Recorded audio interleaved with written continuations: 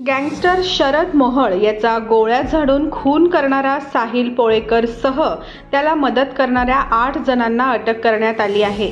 10 वर्षांपूर्वी झालेल्या मामाच्या अपमानाचा बदला घेण्यासाठी साहिलने मामासह कट रचून मोहोळचा गेम केल्याचे उघड झाले असून या कटात 2 वकिलांचाही हात असल्याचे पुढे आले आहे। साहिल उर्फ मुन्ना पोळेकर, विठ्ठल किसन गांधले, अमित मारुती कानगुडे, नामदेव महिपत कानगुडे, चंद्रकांत शाहू शेळके, विनायक संतोष गव्हाणकर, ॲडव्होकेट रवींद्र वसंतराव पवार आणि ॲडव्होकेट संजय रामभाऊ उडान यांना अटक करण्यात आली आहे। वकिलांना 8 व बाकी आरोपींना 10 जानेवारीपर्यंत पोलीस कोठडी मिळाली आहे।